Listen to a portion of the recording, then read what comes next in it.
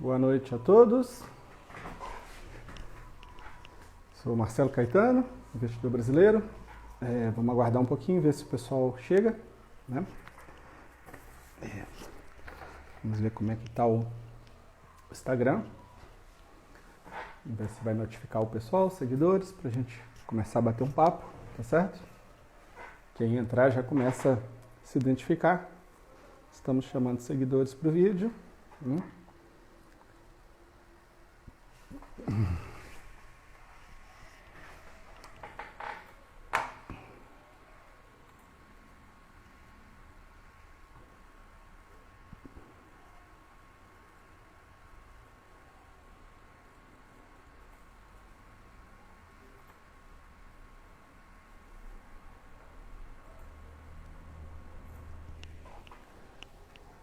Tio Gulanche, seja bem-vindo.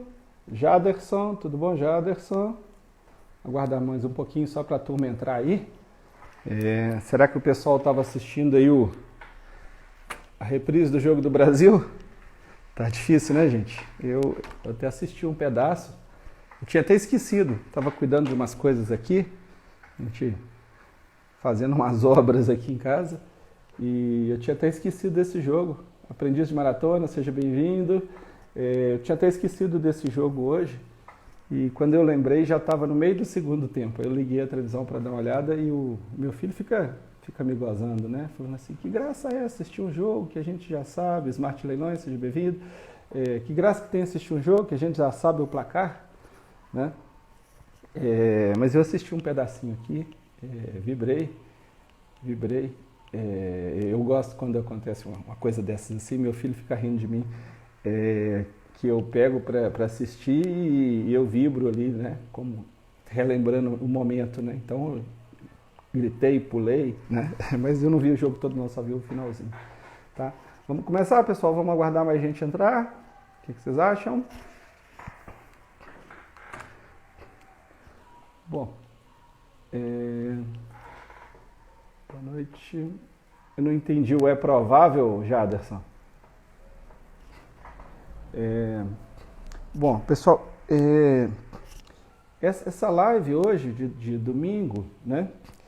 Na semana passada a gente fez uma live e falou um pouquinho de situação econômica, de investimento, esse tipo de coisa, né?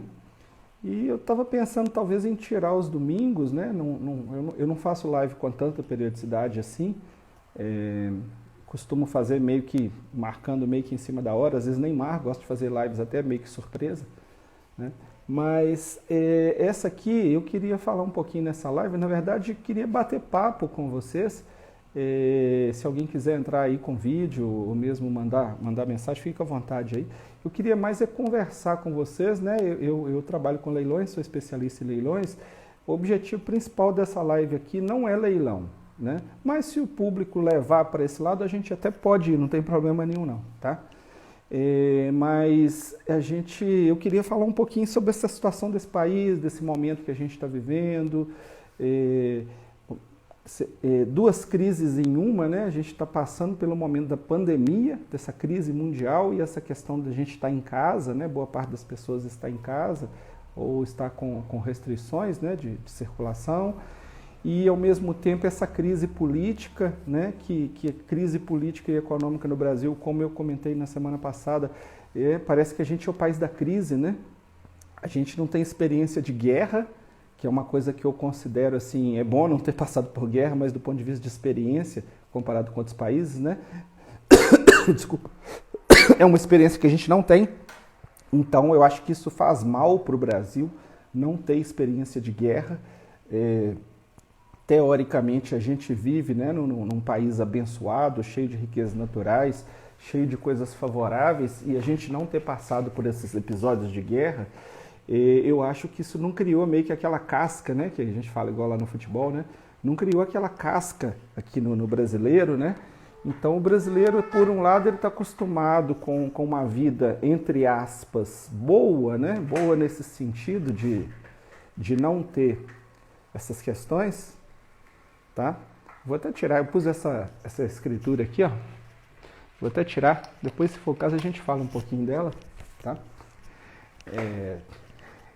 a gente está nesse momento, eu acho que faz falta para a formação do povo brasileiro, sabe, não ter passado por esse momento de guerra. Claro que eu não queria guerra, né? Mas na história de um país eu acho que é importante essa experiência. Boa parte dos países do mundo tem essa experiência e sabem se comportar, ou guerra, ou grandes problemas, igual o Japão, né? Passou por aquela questão lá do tsunami, né? E conseguiu se recuperar bem.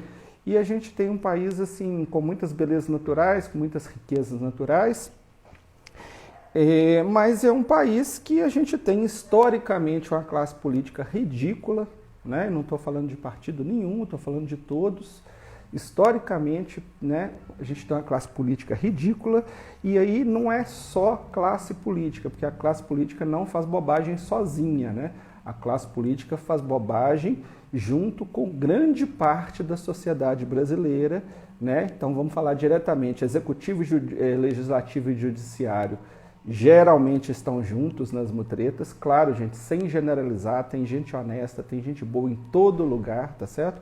Não é objetivo não ofender ninguém nem generalizar, mas eu acho que a gente tem que fazer essa análise, né, fria, que a gente vive num país altamente corrupto, a gente vive num país que tem uma boa parcela da população que quer um jeitinho, que quer se escorar em alguém, que quer uma vantagem ilegal, uma vantagem indevida. Nessa área mesmo que eu atuo de leilão, às vezes tem algumas pessoas que me procuram e elas começam a conversar comigo sobre leilão e no meio da conversa vem aquela coisa assim: mas qual que é seu canal?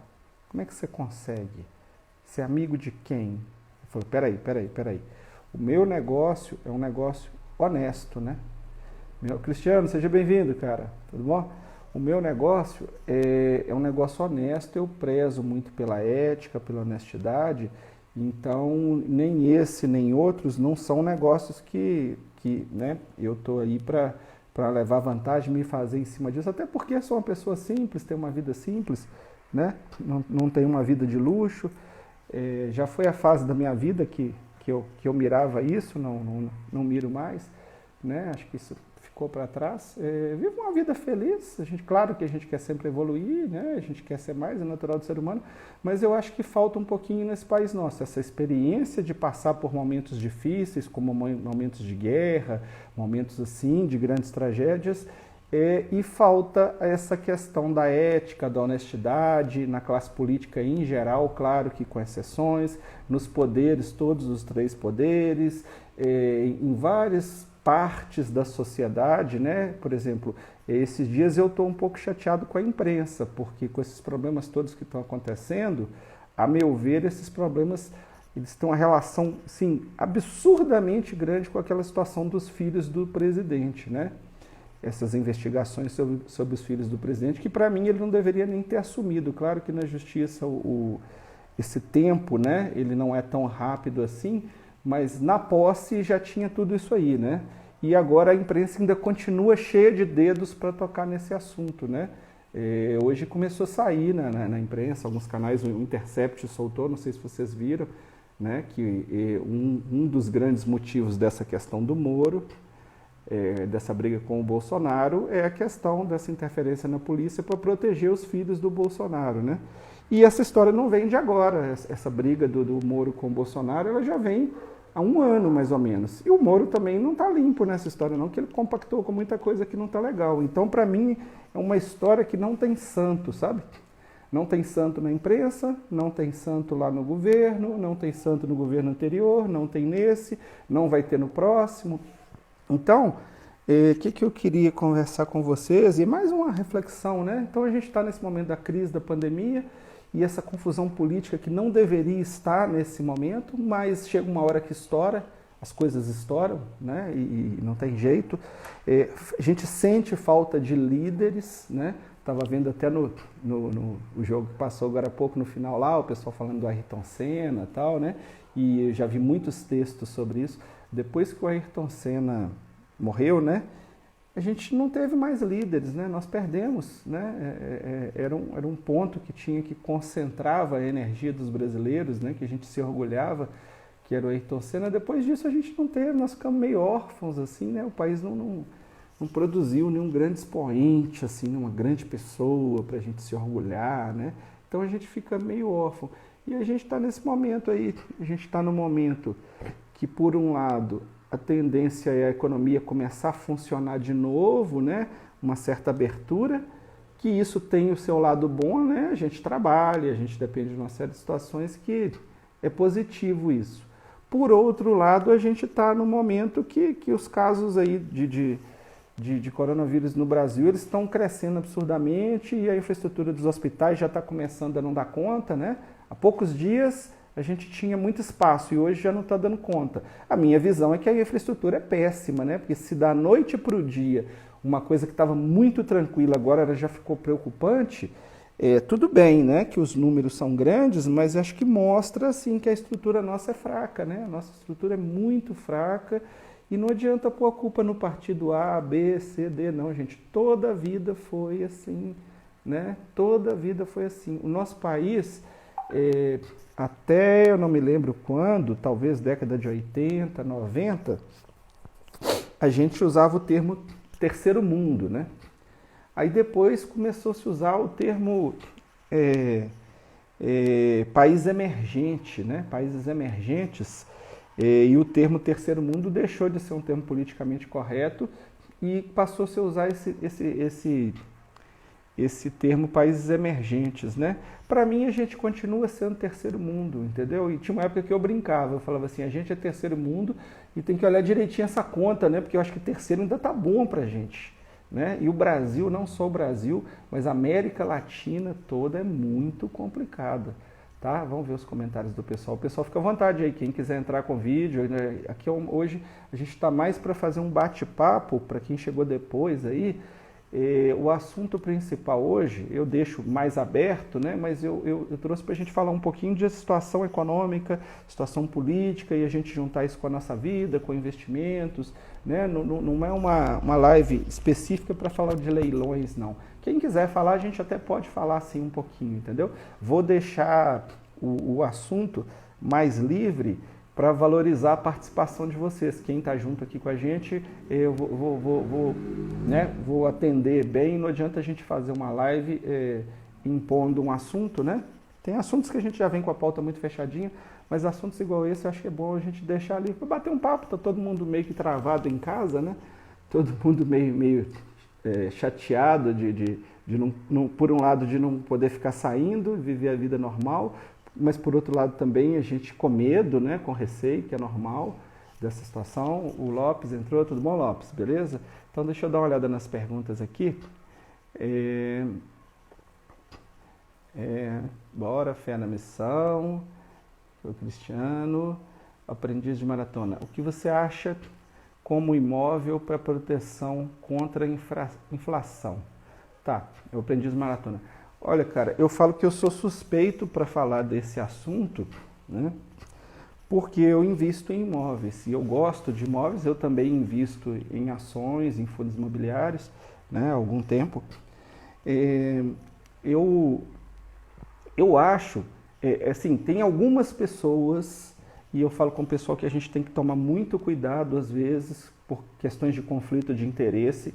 Então, eu já vi várias vezes algumas pessoas nessa área de imóveis, nessa área de fundos imobiliários, né, que trazem o discurso de que o imóvel ele te protege contra a inflação. Você vai ter um rendimento mais inflação.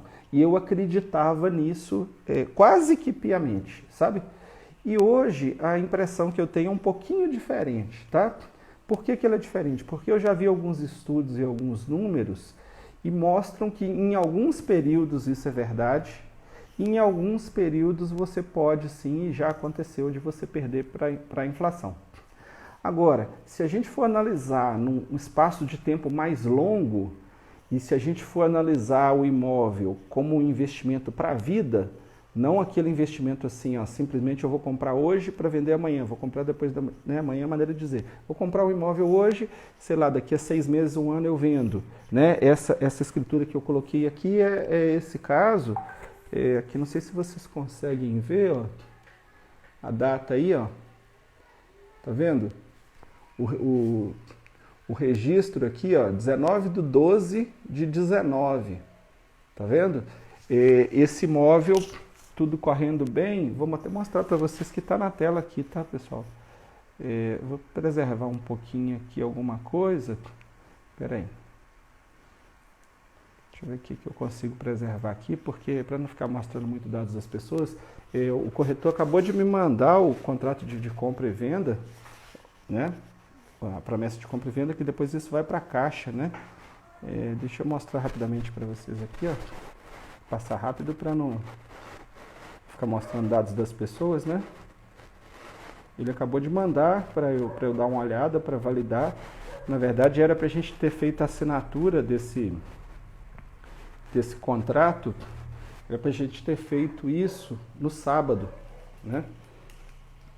Mas o corretor me falou que a imobiliária dele trabalha de uma maneira que, primeiro, que eles não estão trabalhando no sábado, e segundo, que eles gostam de assinar os contratos dentro da imobiliária e fazer um café, né, um lanche, assim, vamos dizer, quase que uma cerimôniazinha de assinatura de contrato, né? Eu acho que nesse caso era dispensável e eu queria que fosse assinado rápido, que foi uma negociação meio chata, essa negociação, sabe? E eu estou querendo fechar isso aí logo.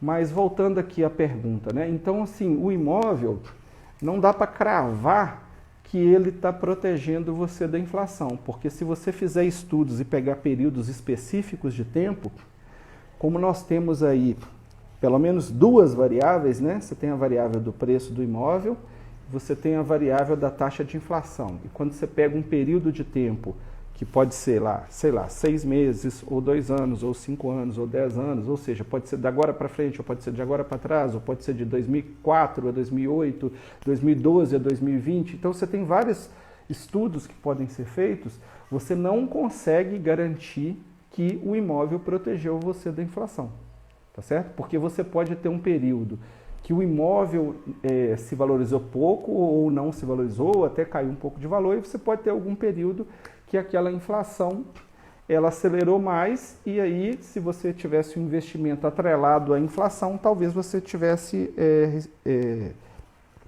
sido melhor remunerado.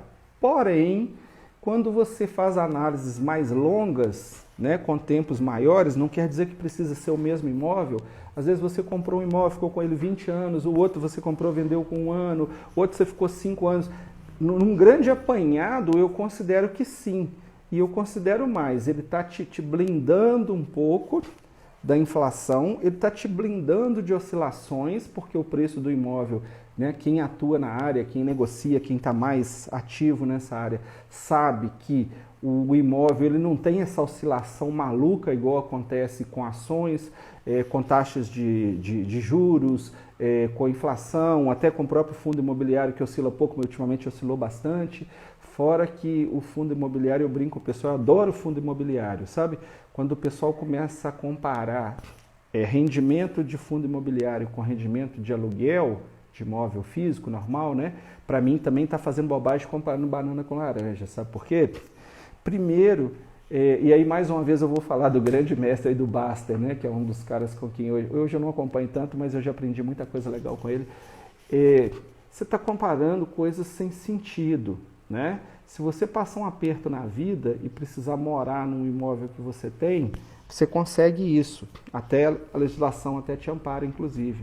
Se você passar um aperto na vida e você tiver milhões de dinheiros em fundos imobiliários, você não vai morar num fundo imobiliário, tá certo? Você pode ter uma grande parcela dele, você não vai morar num fundo imobiliário. O imóvel próprio, você tem a gestão dele, ou você contrata alguém para fazer a gestão dele. O fundo imobiliário, você está carregando um gestor junto ali, tá certo? Para quem mexe com fundo imobiliário, para quem teve aquele fundo mérito, né, o MFI 11, eu não tinha, eu acabei comprando um pouco depois da confusão. Atualmente eu nem sei se eu tenho, se eu tiver eu tenho um pouquinho, acho que eu até já vendi, mas não é um fundo assim, né, que me interessa tanto. Mas tem gente que comprou muito fundo do mérito e o mérito começou a ter alguns problemas e as cotações despencaram da noite para o dia. Então, resumindo, o imóvel ele não te garante liquidamente, certamente da inflação, mas em termos gerais, sim. Em termos gerais, ele te dá uma certa segurança e se esse imóvel estiver alugado, né, aquele valor do aluguel alto ou baixo ele está te remunerando e você tem o valor do imóvel. E a gente tem que lembrar também, pessoal, quando a gente vai comparar, que é o seguinte, eu posso pegar um número geral do mercado imobiliário e tirar conclusões, ou eu posso pegar situações específicas. Então eu posso pegar, por exemplo, vamos imaginar, tem um investidor, ele tem 5 imóveis. Eu posso fazer uma análise em cima daquele caso, daqueles imóveis, daquele investidor. Por quanto ele comprou, por quanto ele vendeu, ele alugou, entendeu? As pessoas, vamos dizer, profissionais, pessoas de alto desempenho, a performance dela tende a ser acima da média do mercado. Da mesma maneira que nas ações, né, você tem o IBOV, que é uma referência, você tem o S&P 500 lá nos Estados Unidos e outros índices, você tem o IFIX aqui no Brasil, que é o índice de fundos imobiliários, uma série de índices, né? Então, por exemplo, o IBOV. Todo mundo, né, assim, mais de fora um pouquinho, quando fala de ações, fala do IBOV, né? Eu considero o IBOV uma referência muito ruim, entendeu? A minha carteira não se comporta igual ao IBOV, tá? O IBOV é só uma referência, uma mera referência. E eu contrato serviços, né, de casas de estudos, de researches, né, e que tem bom desempenho. Então, geralmente, o desempenho da minha carteira de ações, principalmente também porque eu não entro na loucura e saio vendendo na crise, geralmente o desempenho da minha carteira de ações é superior ao do IBOV. Assim como eu acredito, nunca cheguei a fazer essa análise, que eu acredito que também o desempenho da minha carteira de imóveis é superior aos índices também, e é uma área que tem pouco índice, né? Nem tem muito índice confiável. Então, sim, concordo, eu acredito que o imóvel traz uma certa segurança contra a inflação. Não é aquela segurança líquida e certa, mas é uma segurança. Agora, nada no mundo do investimento também é líquido e certo, pensa bem, né? Faz uma proteção, por exemplo, com dólar, né? Para quem conhece de fundo imobiliário aí, eu tenho cotas do fundo Alasca, não fico vigiando o valor da minha cota todo dia, eu faço para longo prazo. É o Henrique Breda lá, discordo politicamente dele, mas tecnicamente, como gestor, eu acho o cara fantástico. O Breda se enrolou recentemente, por quê?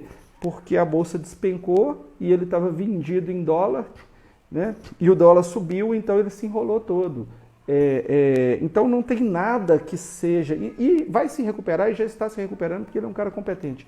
Então, essa questão se o imóvel te protege da inflação, ele não protege com 100% de certeza, mas em linhas gerais ele te dá sim uma certa proteção, mas também nenhum investimento que você fizer, ele vai te dar essa proteção, como eu citei, por exemplo, nesse caso do dólar, né? Pensa bem, normalmente tem aquela questão, não, quando a bolsa está caindo, o dólar sobe e vice-versa. Tem hora que os dois vão para o mesmo lado, e aí, nesse caso, quem usou o dólar como proteção, né, se deu mal, o Ibovespa se deu mal e o dólar, quem vendido em dólar também se deu mal. Então, a vantagem do imóvel, né, ela tem algumas grandes vantagens. Quem quiser aí também entrar para ajudar, tá, pessoal? Pôr seu ponto de vista aí. O imóvel, você tem aquela questão de ser um bem de raiz, de ser ter os tijolos, né, em si, né, que a gente brinca, né? Então, é um bem para uso. E é um bem que ele tem o valor dele, o valor financeiro, mas ele tem o valor representativo, é uma casa, é um prédio, é um shopping, é uma loja, é um galpão, né? Ele tem um valor de uso, né? Ele tem um valor intrínseco ali, aquele muito forte. E o imóvel, se você tem investimentos em imóvel e você não está precisando liquidar aquilo, você não está precisando transformar aquilo em dinheiro rapidamente, você pode transformar no momento que você achar adequado, como eu comentei aqui, esse imóvel que eu estou vendendo, né? Eu estou vendendo porque achei adequado, eu estou vendendo com determinada margem de lucro, eu queria vender com a margem até maior, né? Mas tomei a decisão, até porque tem outros investimentos em vista, e resolvi vender, entendeu? Então, o imóvel, quando você está assim, e outras coisas também têm essa característica, é muito bom trabalhar com um ativo desse, sabe? Um ativo que, inclusive, vou contar brevemente uma história para vocês aqui, tá?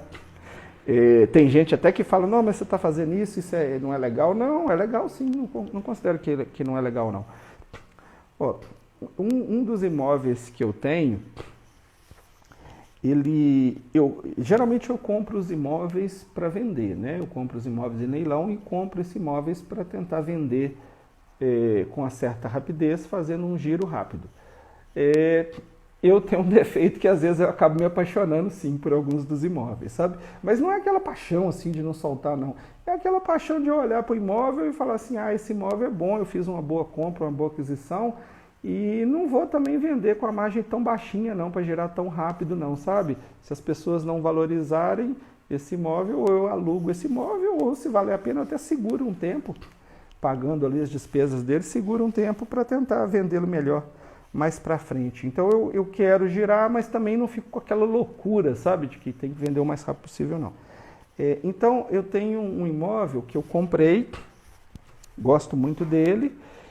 Eu tive que fazer obra, eu não gosto de fazer obra em imóvel, sabe? Eu tento fazer o mínimo possível. Esse imóvel eu tive que fazer obra, fiz as obras, inclusive tive problema com pedreiros durante essa obra, etc. Me deu um pouco de dor de cabeça, mas no geral é um imóvel que eu sou muito satisfeito com ele, sabe?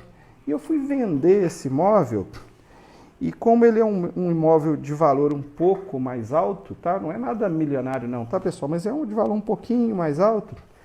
Eu tive alguma dificuldade para vender esse imóvel e as pessoas estavam ou negociavam descontos demais nesse imóvel, ou as pessoas vinham para comprar o imóvel e adoravam o imóvel, mas não tinham condição financeira para comprar aquele imóvel, não conseguia provar um financiamento naquela faixa de valor, porque não tinha uma entrada interessante, entendeu?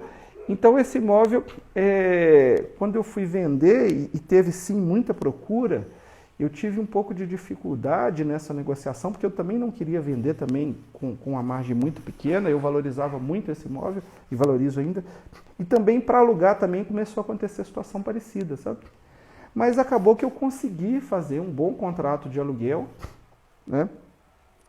Se alguém aproveitar e quiser essa dica, tá, pessoal? É uma coisa que eu mesmo bolei aí, uma coisa meio maluca que eu fiz e tá dando certo. Se quiser, vocês me perguntem aí que eu falo sobre a dica de aluguel. Mas aí eu negociei e tal, e cheguei numa maneira de fazer um negócio e consegui alugar bem.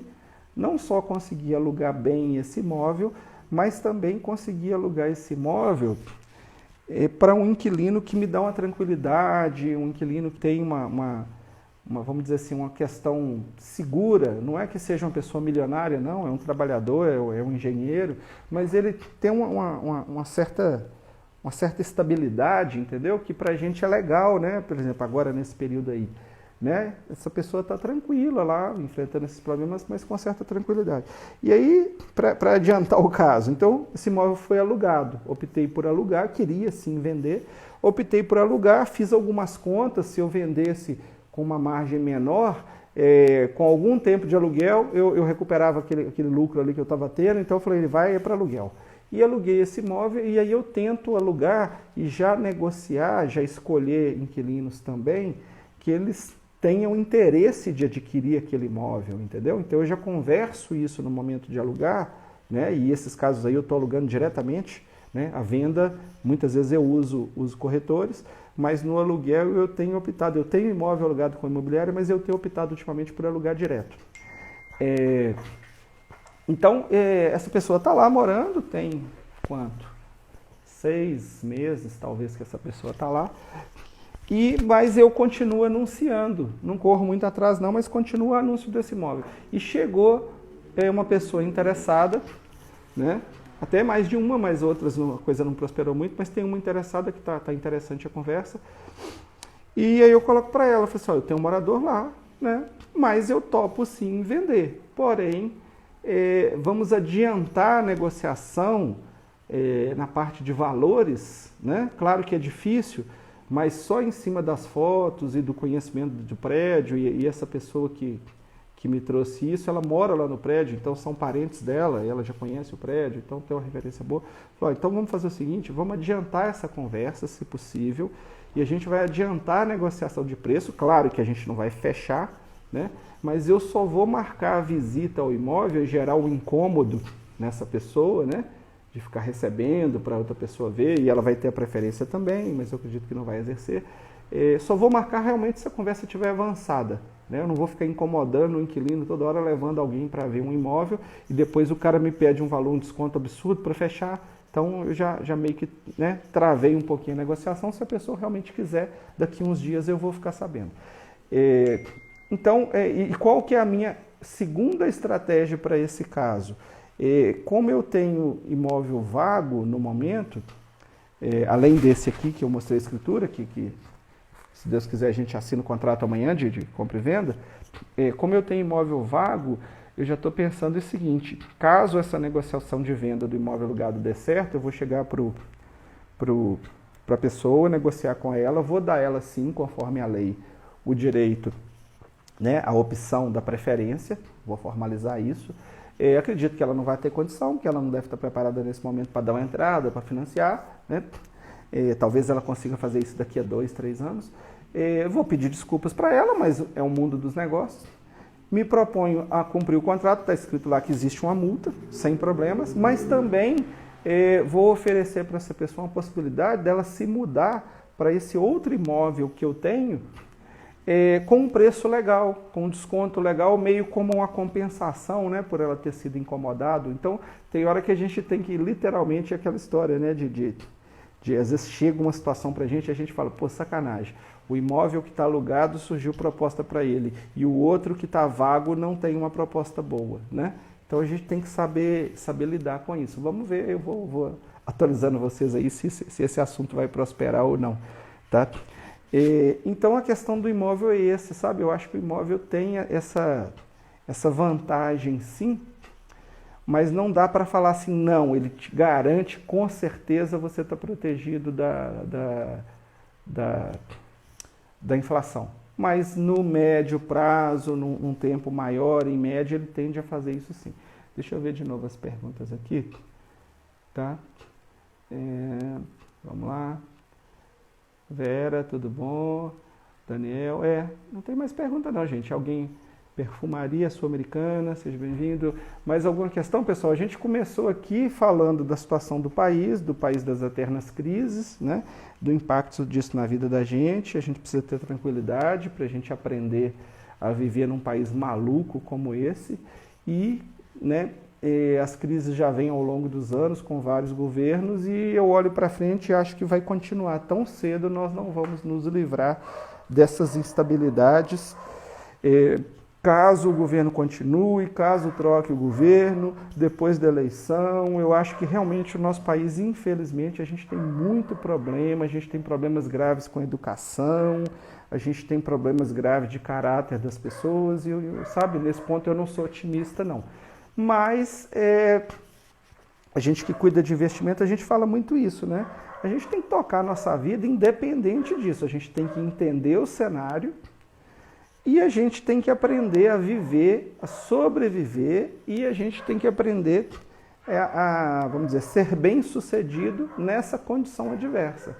Ou então, simplesmente, a pessoa desiste e fala, não, vou para outro país, vou tentar uma vida fora, Mas é isso, quer dizer, a gente tem que ir criando essa casca, igual fala no mundo do futebol, para a gente tá conseguindo contornar essas situações, essa maluquice do país, E é um país difícil de fazer planejamento. Eu brinco que planejamento do Brasil é quase impossível. Eu tenho pós-graduação em gestão de projetos, sou apaixonado nessa área, brinco que o Brasil não usa, pouquíssimas áreas do Brasil, como a área de informática usa um pouco mais, algumas áreas usam, telecomunicações, área de obra o pessoal finge que usa, gestão de projetos no Brasil, grande parte não usa, até porque em obras as pessoas ganham muito dinheiro com propina, mais dinheiro com propina do que com a obra em si, então a gestão de projeto não é tão importante.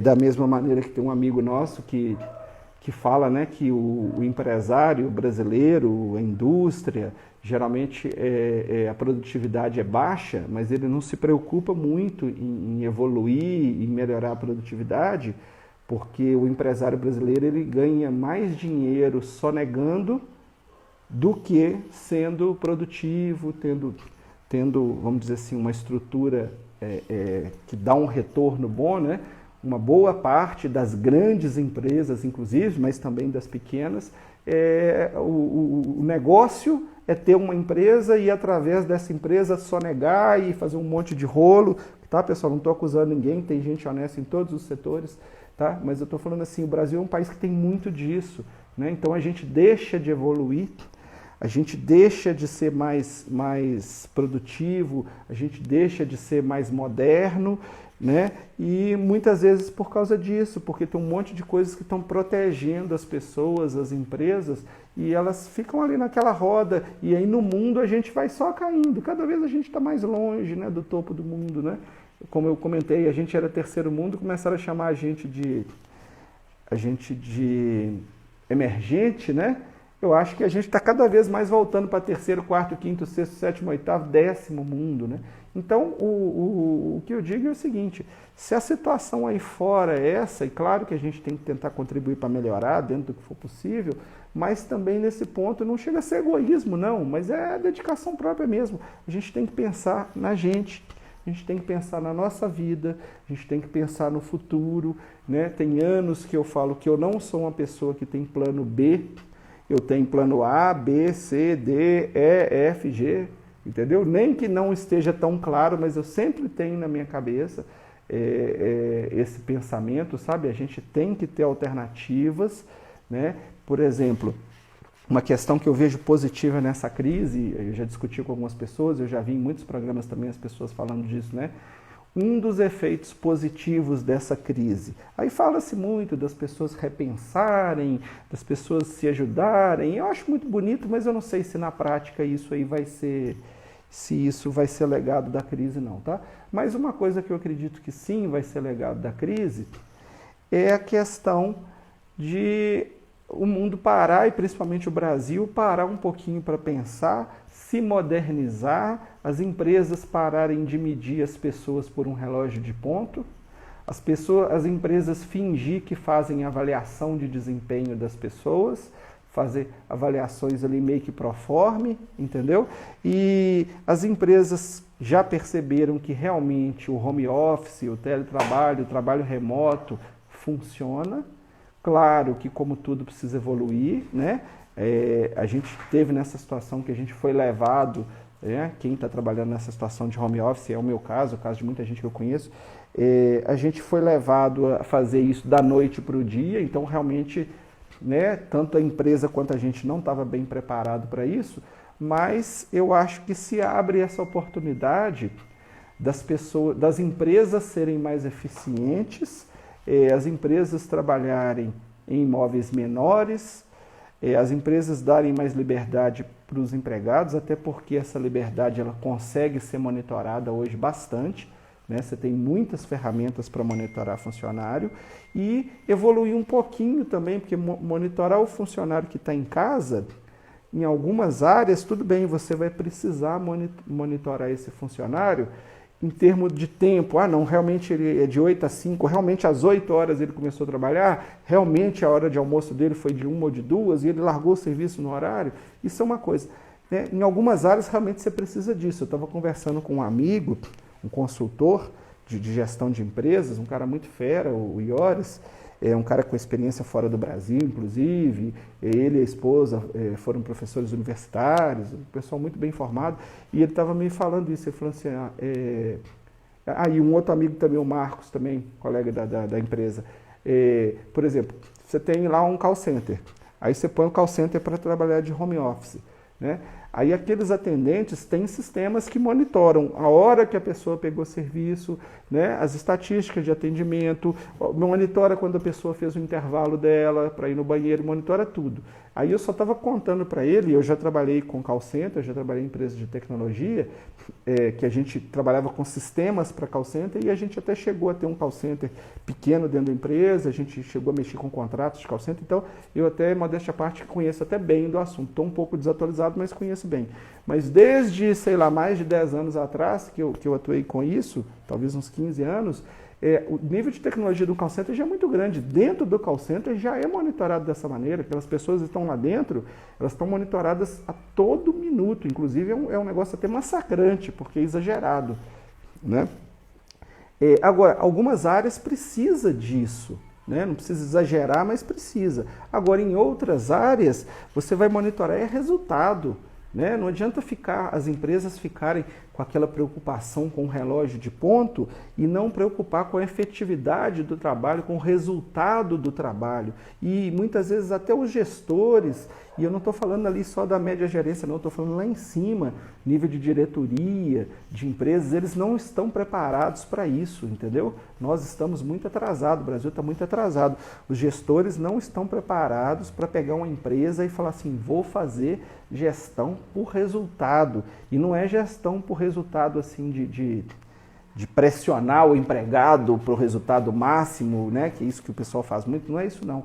Gestão por resultado no sentido de estudar aquele segmento, ver quais são os resultados possíveis, não só pegar o resultado do último ano e somar 10, 15% e colocar aquilo como meta, que é o que boa parte dos gestores fazem, né? E que os consultores também, de empresas também muitas vezes colocam, mas sim estudar aquela situação, entender os números, propor melhorias, melhorar as ferramentas, entender, aquele empregado ali performou melhor do que o outro, por quê? É uma característica pessoal ou é o treinamento que ele teve? Qual que é o segredo do sucesso? Eu vejo muito poucas empresas fazendo isso. Eu vejo muito pouco. Eu sou uma pessoa que faz muito isso, por exemplo, rede social. Eu uso o Instagram há muito pouco tempo, apanho de um monte de coisa, não sei fazer um monte de coisa. O César que está aí com a gente, ontem mesmo eu estava batendo um papo com o César, ele estava me ensinando umas coisas. E ele também tem pouco tempo de Instagram. Então, assim, eu vejo que essa crise, ela traz essa oportunidade. Eu vi um negócio muito interessante também, falando sobre crise, não lembro, foi algum canal de televisão, as pessoas falando que com a crise um legado interessante é que as empresas fazendo reunião, né, por videoconferência, fazendo reunião remota, as pessoas começaram a perceber, e eu já falo isso há tempos, as empresas perdem muito tempo com reunião. Muitas vezes as pessoas estão deixando de trabalhar para fazer reunião, essas reuniões não estão levando a lugar nenhum. E aí as empresas colocam os gestores em reunião o dia inteiro, você não consegue falar com a pessoa, ela tem reunião e ela sai da reunião e ela não consegue implantar nada que ela discutiu na reunião, porque daqui a pouco já tem outra reunião. E aí o pessoal estava comentando que com essas reuniões via videoconferência, as reuniões são mais rápidas e objetivas, porque você ficar fazendo reunião de trabalho no vídeo não é um negócio tão agradável, né?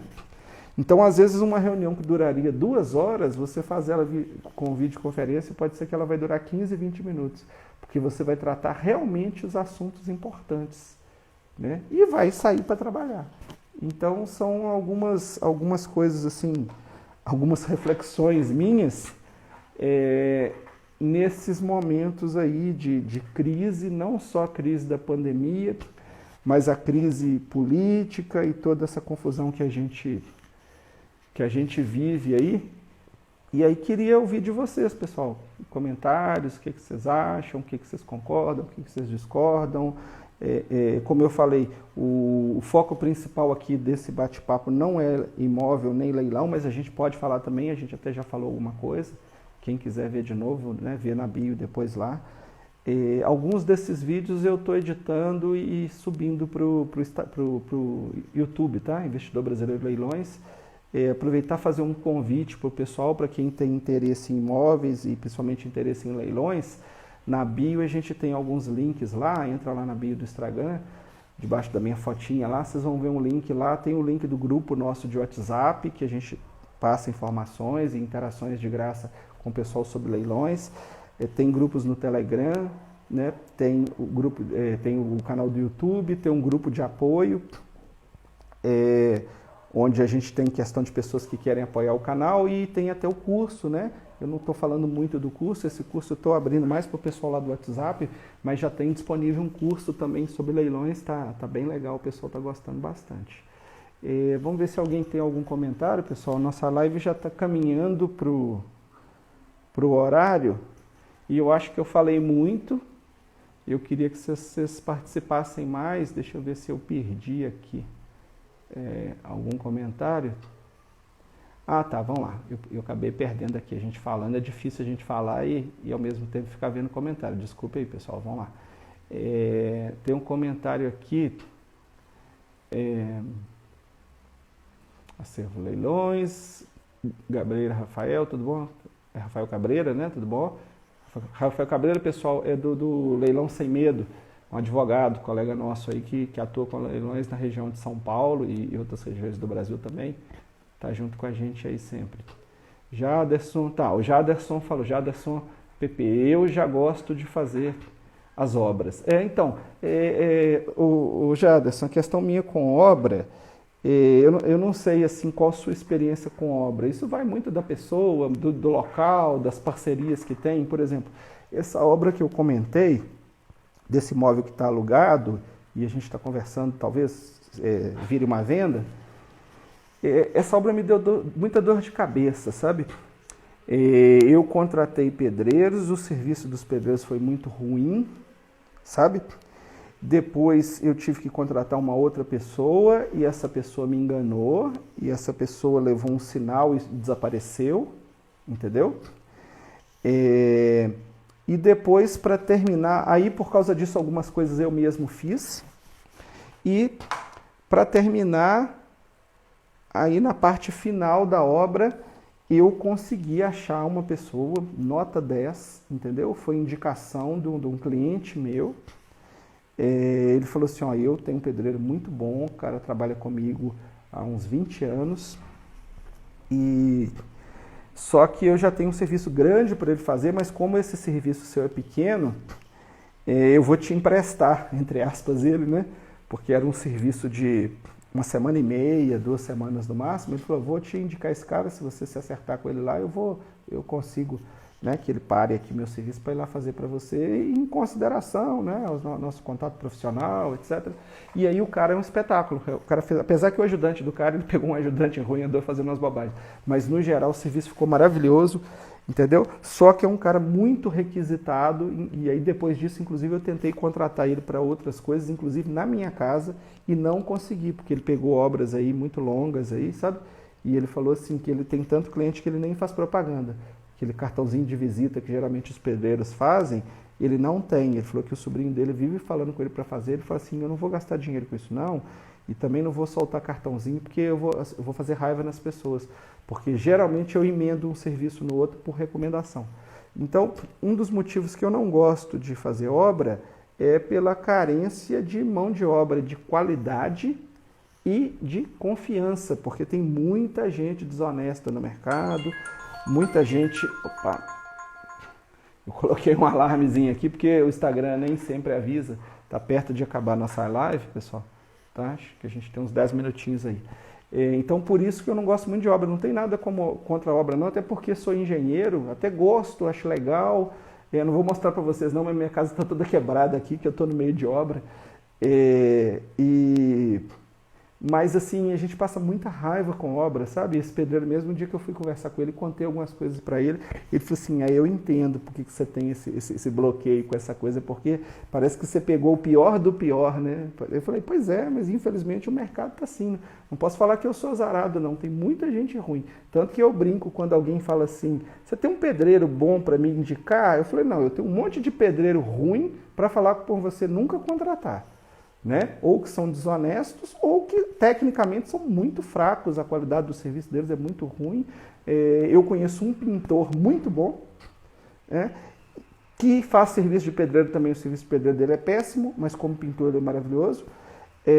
Eu conheço esse pedreiro muito bom, eu conheço alguns pedreiros muito bons, mas em cidades longe daqui, que não dá para usar. Eu já fiz serviços com empresas, ao invés de pedreiro direto, para tentar uma qualidade maior, e fiquei super chateado porque aquela história de empresas picaretas, sem estrutura, bagunçadas, e que às vezes é até pior do que você fazer com pedreiro. A única vantagem é você ter um contrato mais certinho, mas eu também faço esses contratos hoje em dia, ponho o pedreiro para assinar. Então é por isso, entendeu? Mas assim, para quem gosta, para quem tem um bom profissional, uma parceria, uma facilidade, é um negócio interessante também. Às vezes comprar um imóvel e fazer uma reforma, ou aquela reforma, vamos dizer assim, que ela precisa ser feita, não tem como não fazer, ou então aquela reforma que alguns chamam de maquiagem, né? mas muitas vezes não chega a ser maquiagem, vamos chamar aí de lift, talvez. Aquela maquiagem que você dá uma levantada no imóvel, sabe? Aquela maquiagem que você olha para o imóvel e fala assim, bom, não vou gastar muito dinheiro não, mas essa fachada desse imóvel, por exemplo, a casa onde eu moro é uma casa antiga, da família da minha esposa, etc, né? Mas assim, se não fosse essas questões de sentimentos, questões emocionais e tal, a fachada mesmo da casa eu já teria mudado toda, entendeu? Mesmo que não fosse para vender, mesmo para o meu uso. Então tem algumas coisas, quem mexe com obra, tem algumas coisas, pequenas coisas. Tem um amigo meu também que mexe com leilão há muitos anos, e ele não gosta de falar muito que ele mexe com leilão, tá, gente? Muita gente boa mexe com leilão e não gosta de falar. Fica caladinho e não fala nada, tá? Aí tem esse amigo meu, ele me deu uma dica uma vez, ele falou assim, cara, quando você tiver um imóvel e ele tiver um jardinzinho, e você for vender ou alugar esse imóvel, faz uma reforma nesse jardim, cara. Ou você faz sozinho, ou pega um arquiteto, alguém, entendeu? E dá aquela levantada, sabe? Dá aquela levantada do imóvel no momento que você faz isso, porque às vezes você tem alguma coisa ali que tá jogando o imóvel para baixo, sabe?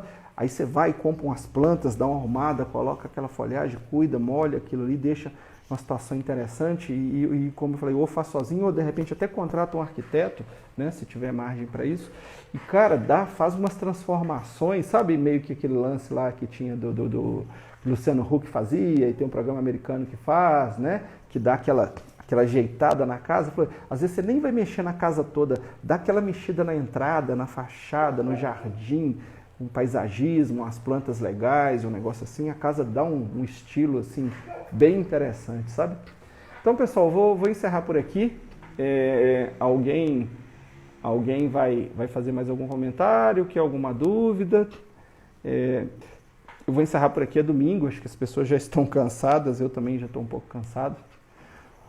Assisti um pouco ali da confusão política do nosso dia a dia ali, ver o que andou, ver se o presidente fez o passeiozinho de hoje. Acho que hoje ele não fez passeiozinho não, né? Acho que ele não foi na padaria não, que a situação tá meio feia pro lado dele. Enfeite de boneca, já. Esse termo aí eu não conhecia não. O Jadson falou, concordo plenamente com o Lopes referente a reuniões. Deixa eu ver aqui que eu acho que eu perdi.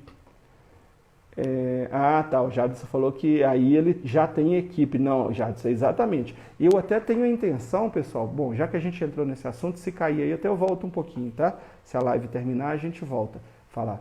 Eu até tenho uma intenção, e converso isso com algumas pessoas, de tentar criar uma estrutura dessa, claro que sem vínculo, né? De ter pessoas de referência, por exemplo, esse pedreiro mesmo que eu comentei, que é um ótimo profissional. Esse cara, eu conversei isso com ele, eu falei, eu trabalho com leilão de imóveis, eu adquiro imóveis, se você quiser uma hora, né, trabalhar com isso, eu te ajudo. Agora, se você quiser também, quando eu comprar um imóvel, precisar de uma reforma, vou te chamar. Ele falou, não, cara, tô dentro, só que vivo agarrado, pego às vezes obras muito grandes para fazer, obra que eu fico 1 ano naquela obra, então muitas vezes você vai me ligar e eu não vou conseguir te atender no prazo. Mas havendo disponibilidade, a gente está junto, a gente acerta preço, e o cara assim, vamos dizer, ele não é barateiro não, mas ele cobra preço justo e a qualidade e a velocidade do trabalho dele é muito boa, sabe? Então, assim, é um cara diferenciado realmente. A maioria das pessoas que eu conheci não tem essas características não. Quando você tem, legal. O que você falou, por exemplo, sobre as reuniões improdutivas. Tá. São realmente uma realidade. As reuniões feitas pela internet são mais objetivas. Eu aprendi muita coisa com muita gente boa ao longo da minha vida, tá, pessoal? Eu trabalhei com um diretor, o Mota, é um cara muito bom, larga experiência, e a gente foi muito próximo. Primeiro ele era diretor, depois ele ficou desempregado, ele foi gerente, consultor, depois gerente de nossa empresa, depois ele se tornou diretor de novo. E é um cara que eu aprendi a respeitar muito, a gente fez coisas mirabolantes juntos, sabe? E ele falava assim, reunião de empresa, o ideal é que ela seja na primeira hora do dia, tá? Primeiro é para as pessoas se habituarem a chegar cedo. Porque às vezes na empresa, muitas vezes os chefes são os que chegam mais tarde e dão um mau exemplo para os empregados. Então fazer as reuniões na primeira hora é uma boa técnica e alguns presidentes de empresa fazem questão de fazer isso. sabe? A reunião vai ser na primeira hora, 8 horas da manhã, ou se for uma indústria, 7, né? Ou 9, dependendo do tipo de empresa, mas na primeira hora nós vamos fazer uma reunião, né? Não quer dizer que seja todo dia. E essa reunião tem que ser curta, objetiva, tá? E ela tem que ser cedo também, por quê? Porque aí as pessoas vão sair daquela reunião e elas vão executar, elas vão começar a executar aquilo que foi definido naquela reunião, e o gestor dessas pessoas que fizeram as reuniões, se vamos supor, você fez uma reunião de 8 às 9, 8 às 10, ou sei lá, você começou a reunião cedo, 10 horas da manhã essa reunião já acabou. Às 4 horas da tarde já dá para dar algum feedback, você já pode ter algum resultado, e se alguém quiser, por exemplo, às 4h30 fazer um bate-papo ou pelo menos trocar um e-mail sobre um assunto que foi discutido naquela reunião da manhã, isso acontece. A reunião que é feita durante o dia e mais no final do dia, muitas vezes ela se perde e depois no outro dia a pessoa já começa o dia apagando outro fogo, entendeu? E às vezes nem se lembra mais daquele assunto, daquela reunião, aquilo fica para segundo plano e geralmente as pessoas às vezes vão cuidar daquilo só quando tem alguma cobrança. Então essa técnica da reunião na primeira hora do dia, ela é muito legal. Eu tenho um primo que trabalha na Vale, boa parte da minha família trabalhou ou trabalha na Vale, e eu sou de Itabira, né? Eu sou nascido em Itabira, moro em Belo Horizonte, mas eu sou nascido lá onde nasceu a Vale. E esse primo me falou, cara, só que o dele está até meio massacrante. Ele trabalha na ferrovia, eles têm reuniões todos os dias na primeira hora do dia e as reuniões são pesadíssimas, sabe? As reuniões, assim, são em cima dos dados do dia anterior e num nível de cobrança absurdo. E ele falou assim, ele já começa o dia morto, sabe? Eu falei, pois é, os caras estão exagerando.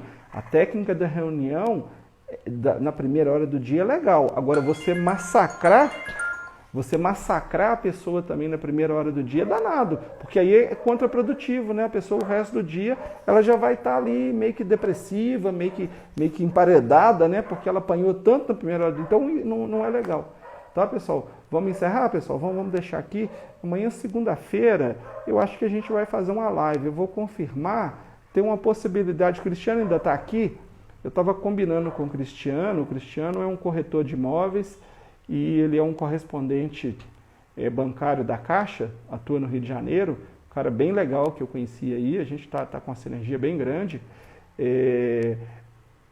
Eu vou tentar confirmar com ele, pessoal, porque esse final de semana não dava para ele está fazendo mestrado, estava meio apertado aí, mas se eu não me engano ele me falou que possivelmente na segunda-feira a gente podia fazer. Segunda-feira é um horário bom para a gente fazer live, entre as 18 e até no máximo as 20 horas. Vamos ver se a gente faz essa live, tá? Eu mando depois aí no Stories aí, a chamada para live. Eu vou tentar marcar com o Cristiano. Se a gente conseguir fazer com o Cristiano, legal. Se não conseguir, a gente faz uma live sim, aí sim, falando de leilão de imóveis. E é até bom que esse caso aqui, pelo menos, eu já vou ter alguma coisa para atualizar para vocês. Porque está marcada a assinatura desse contrato aqui para amanhã. Eu preciso ler o contrato, não sei se vou ler hoje ou amanhã, dar uma olhada no contrato, fechar direitinho aí acho que não vai ter problema nenhum, fechar isso, a redação do contrato com o corretor, e a gente vai assinar esse contrato amanhã no final do dia. Inclusive tem até que ver isso, talvez a live não possa ser às 6, porque talvez às 6 eu não tenha chegado ainda. Dessa assinatura de contrato. Então, possivelmente, uma live amanhã, 7 ou 8 da noite. Pessoal, falta 1 minuto e pouquinho, vamos encerrar. Vou me acostumar a encerrar a live um pouquinho antes de acabar, que geralmente o Instagram acaba derrubando a gente, tá ok? Então, queria agradecer a presença de todos, tá? Investidor Brasileiro, Leilões, sou Marcelo Caetano. A gente tem lá na bio lá os meus contatos, tá certo? Quem quiser falar um pouquinho, quem quiser participar desse assunto leilões ou até outros assuntos aí, a gente tem um canal no YouTube, Investidor Brasileiro Leilões também. Agradeço a vocês aí esse bate-papo, tá? E é isso aí, tá? Domingão, vamos aí, amanhã é dia de trabalho, tá? Amanhã é um dia movimentado. Grande abraço, boa noite para vocês, vou encerrar.